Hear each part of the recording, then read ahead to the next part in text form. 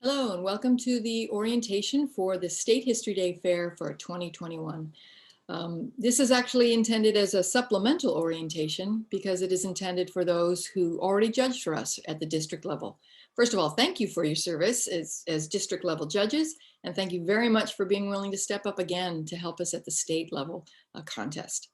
Because you did district level, you already went through an orientation where we covered aspects of doing a virtual fair, the new judge sheets, criteria to look for. So you don't need to go through that again. This is intended, we also experienced it by judging at district level. This is intended to go over things that might be different at the state level and some changes in what we're asking of you in terms of ranking. If you would like to look over that orientation video again, the full orientation, it is posted up on the judge resource page, and I sent you a link to that in one of the emails that I sent out to you. So you can review and refresh your understanding, but today's intention, or the intention in this tape, is to basically kind of add to and supplement that knowledge. Okay, state fair. Let's be clear on what you're doing at the state fair as a judge. You are looking at the best of the 8 districts. So those fairs that you all helped to select the winners for states, you're now looking at those state winners. In each category, in each division, the best 3 from each district. So you're going to be looking at a range of projects from all of the islands, from students across the islands in whatever category and division that you are judging. What you're going to be doing is helping to determine which of these then are the best in the state. Which of these should represent Hawaii at the national contest that will take place in the summer. We are still using the National History Day portal, so you're now familiar with that. You're registered in that for your district fair. As I sent out in an email, what you are going to need to do is register for the state fair as well.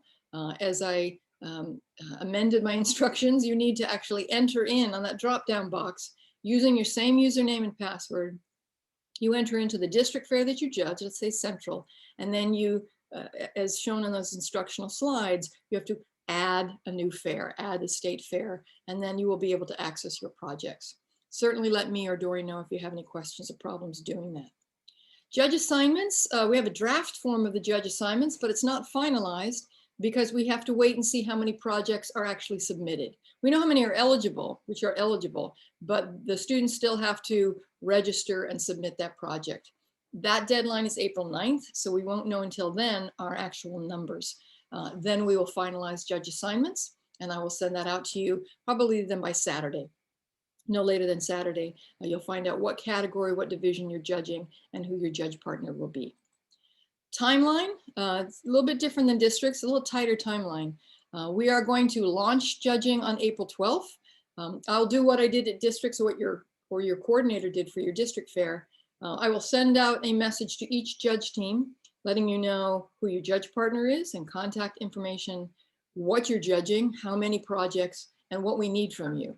Are you picking the top 2 or 3 for runoffs, or are you looking at all of those projects in that area? So you're picking the first, second, and third for state. So you have 1 week to make that determination on ranking. So from the 12th to the 19th, you've got that time to look at the projects, talk to your teammate, and to choose which are going to be either go to runoffs or going the state winners. Then the runoffs will take place from April 20th to the 22nd. Some of you signed up to be runoff judges. If more of you would like to do that, please let me know, because we have a lot of runoffs at the state level. April 22nd is the deadline then for your judge evaluation sheets. So we need the ranking by the 19th to run the runoffs, but the judge comments, your rubric and your narrative comments, that is due April 22nd. So you've got a few more days to work on those. We will be announcing all of the winners, the state winners, and all those special prizes will be determined. And we will announce that on Saturday, April 24th. I will send you a link to the Zoom link and the time. If you can attend, we did this last year. We did a virtual state and we did a virtual announcement ceremony. It was really a lot of fun. HCH did a beautiful job putting it together. And they all had all the students, and there's over 180 people or even more, all online, and then chatting to each other. Hey, way to go, Jimmy, Mrs. Boning, good to see you. You know, it was like, there's a very active chat. It was actually very dynamic and really, really fun. So if you are able to do that announcement ceremony, attend on Zoom, I'll let you know the details. Okay, so that's our timeline. There's the calendar to remind you visually your deadlines. Judging duties. These are largely the same. You view the projects, you know, they'll be listed there. You view the projects you're assigned.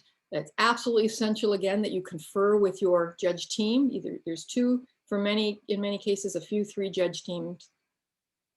It is really essential in a virtual judging situation that you find the time and find a way to talk to each other, not just do email interchange. To talk through Zoom, I thought how most people did it, the districts or Portal Link or even telephone. But by talking to each other, you're going to learn from each other. Each judge has different perspectives, different expertise, different things that they weigh, right? That they value or weigh differently. And only by conversing can you better understand each other. Can you come to a true consensus on your ranking? But it's also going to enrich and enhance your judge comments.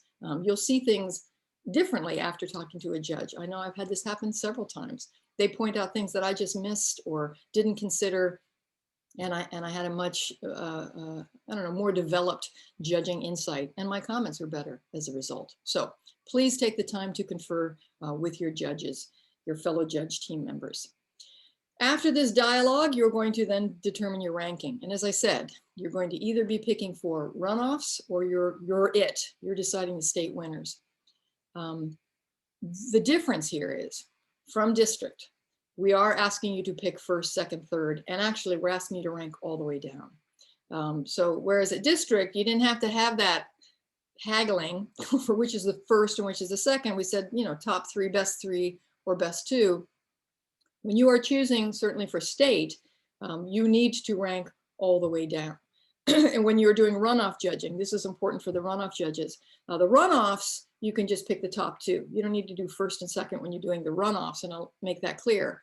But when you are doing the runoff judging, you have got to rank all the way down, because we use that ranking not just to say, and we do say first, second, third, we make those distinctions at the state level, but also further down, 4th, 5th, 6th, that helps us sometimes determine special prizes.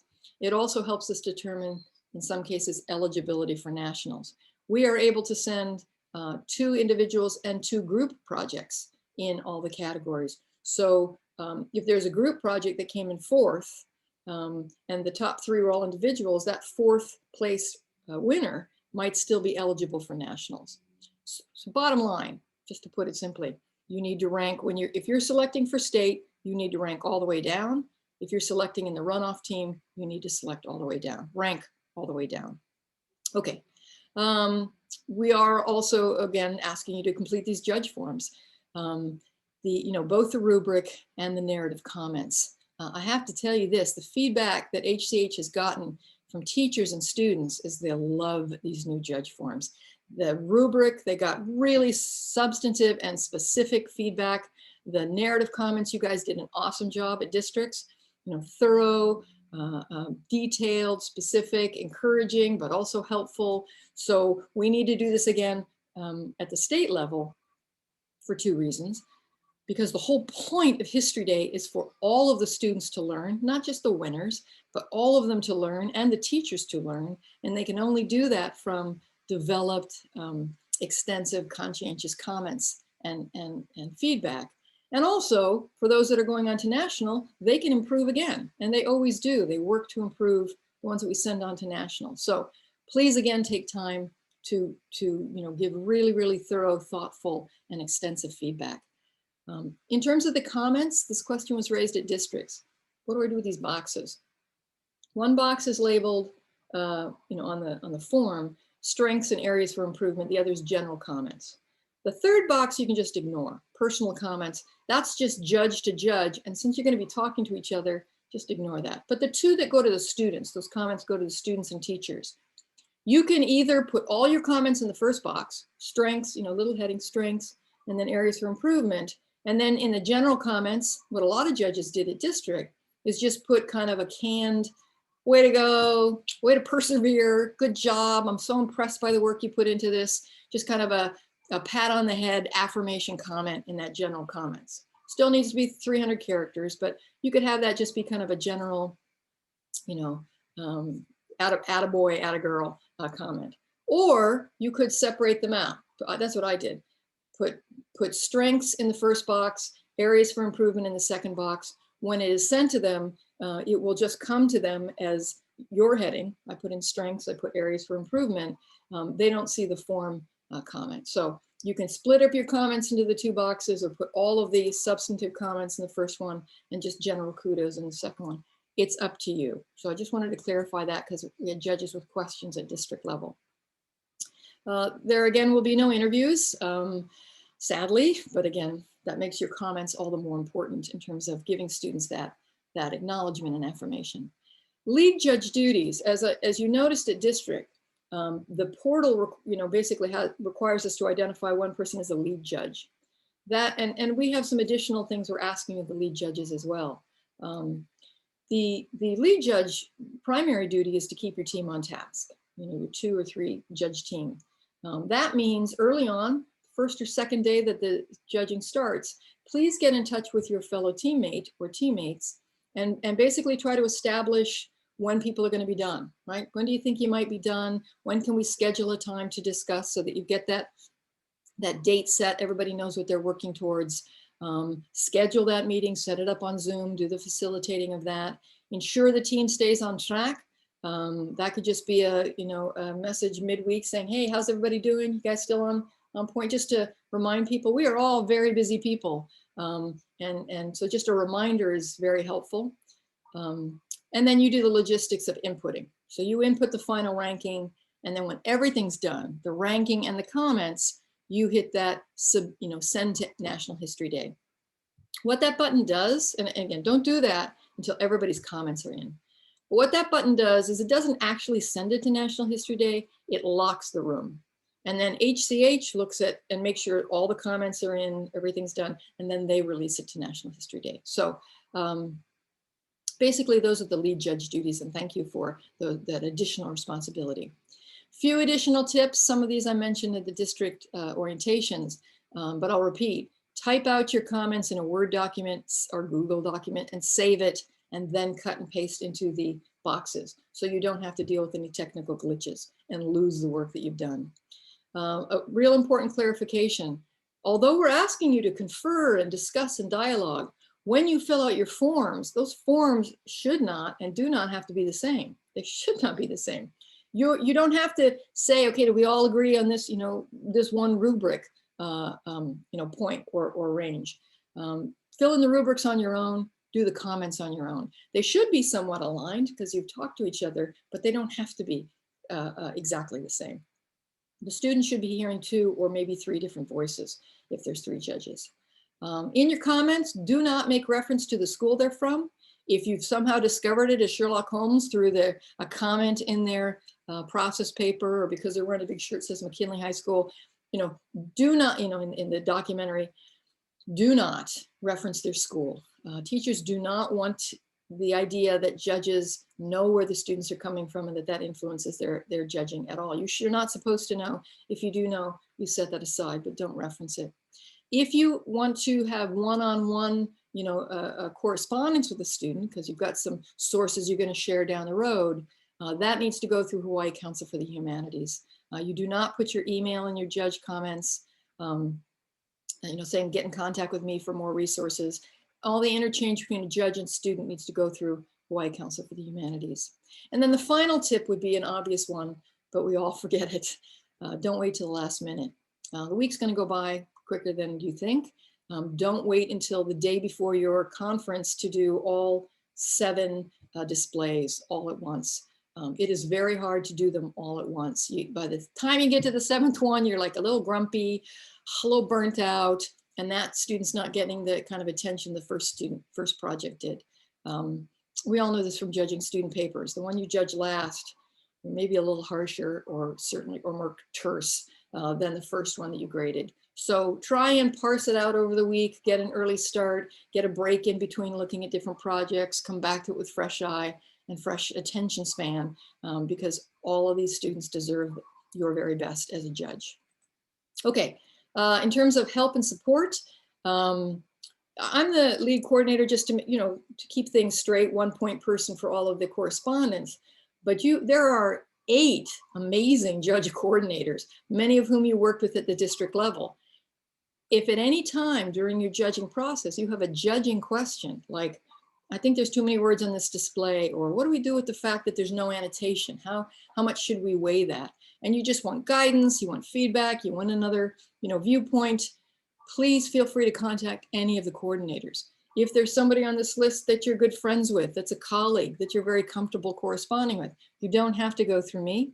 I'm here, and I'd love to hear from judges, but we have all of these other experts and committed people on standby, all ready to be there to support you.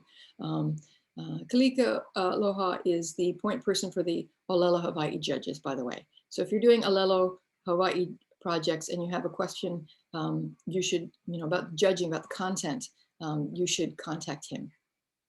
Technical problems, do contact me and Dory at the same time. This is things like, I can't get into my portal, the project, the link's not working, those kinds of problems. Communicate with both me and Dory. And as you know, if you had any problems at district, Dory is amazing. She's the queen of the portal. She responds very quickly. She can fix problems. If there's something wrong with the project itself, she corresponds with the students and teachers to figure things out so that we can see that project. So these are your contact, your backup, your support throughout the process. Final point, we are again going to be asking you to do this judge cost share survey, as you did for districts, telling the amount of time and the value of that time that you gave to History Day. So I'll be sending out reminders of that and links to that as well, but just a heads up. So that's it for this supplemental orientation. Thank you again for your continued service and commitment. Thank you for helping out for this virtual State History Day Fair.